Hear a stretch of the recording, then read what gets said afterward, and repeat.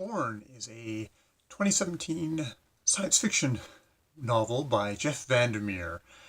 This is science fiction of the new weird, very strong horror, kind of horror overtones, body horror, a lot of icky gooiness. This was set in what appears to be a future where it's a ruined world where biotech has basically destroyed everything. Biotech coming out of this place called the Company, which is only referred to as the Company, has ruined this city, and they're basically just people living in the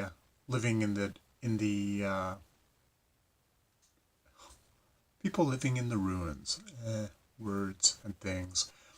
So yeah, it's all told from the point of view of Rachel, a young woman who only has really kind of vague memories of the time before, to use a Star Trek reference, though this is very not Star Trek. This is very well written, kind of a literary elusive stuff. So it's all told from her point of view. She's living in this place called the Balcony Cliffs, and she set up all these sort of traps. That's her contribution to this thing with her.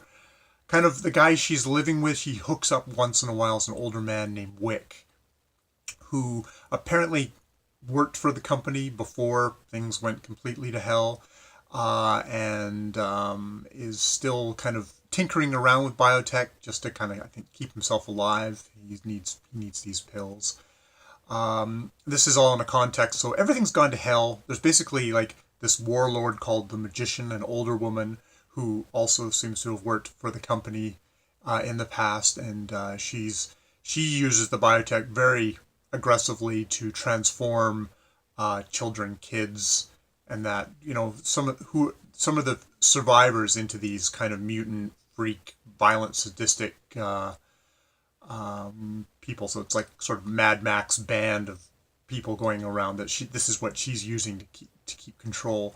On the other side, on the other opposing force, there is this thing called Mord, which is a Godzilla-like kaiju monster, but it's a bear that is flying around and then swooping down and, like, you know, just splatting people and killing people. And there's also these little proxies, which are basically just sort of what seem to be regular-sized bears, but super fast, super violent.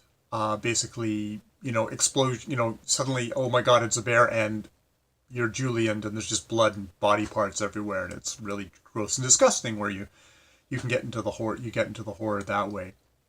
And into this, Rachel finds this strange kind of animal plant-like creature, the orchid, kind of a curled up orchid. Sort of the book cover of the book sort of shows you, I think, generally the idea, even though I think that's actually an illustration of an orchid. But that idea, and it starts talking to her after a while, and she names it Borne. And she develops this very kind of mother-child relationship with the creature, or at least that's how she seems to view it as. She's like sort of mothering, she's raising it. And there's a lot of overtones of kind of Frankenstein here. It keeps on growing, getting bigger and bigger, and it can't stop eating. And Wick wants Rachel to kind of hand it over to him. This is where a lot of their major conflict happens. Is wants to hand it over to him because he basically wants to cut it up, figure out what it is, and also just sort of neutralize it before it potentially becomes too big and they can't handle it. And there's a lot of distrust. There's a lot of lying about, oh, she you know, at the beginning she doesn't tell him that Borne is talking. People aren't honest about their pasts. All your knowledge of the world is filtered through Rachel, and it's all very incomplete, so it's all kind of very tentative that way. You don't really know what the Company was beforehand. You don't know about this world. You don't even know what the name of the city is. Like, where is this? You know, which I, of course, assumed that's just I'm a clueless reader, and I don't know the obvious hints that this is blah blah city or whatever like that. You know, and the book seems to be very much about, like, you know, is Borne Borne keeps on asking, like, am I a person? And there's a lot of like, is Borne a person? But there's also a lot of stuff about who else is, is anyone here a person, or what does it mean to be a person? I guess would be a better way to put it. And, I'm not going to get into kind of the revelations, because I think a part of the fun of a lot of Jeff VanderMeer's stuff is when you care about his books, when you care about the characters, that you care about, what is going on. And I get very invested. I found with his earlier books, like City of Saints and Madmen, that's very much the thing. I cared about the characters, and I was trying to figure out the mysteries, even though sometimes I think that's besides the point. It's just trying to figure it out is the point. At least for me, I never guess the solutions to the mysteries, and I never figure out Jeff VanderMeer mysteries either. But I enjoy being confused, I guess is the thing. But I care about Rachel here, whereas his last series that he did was the Project X books, these 3 books, and to be honest, I didn't care about any of the characters in them, so I didn't really care about the mysteries, and they became very plotting. They were a bit of a chore, especially the first one. It got better after that. I do not know how. Acceptance is getting turned, which is the first of the Project X books, has gotten turned into a movie, and wow, I will be hats off to them if they figure out a way to make it engaging, and perhaps just having actors there to bring that humanness to it, which I don't think that VanderMeer got across to me in the especially in that first book. I mean, this is the thing: is VanderMeer's I think, to my mind, he's got a very kind of a, not literary, but he's got a very kind of metal. He's got this very intellectual, like, oh, I'm going to do this with a story. I'm going to frustrate your expectations this way.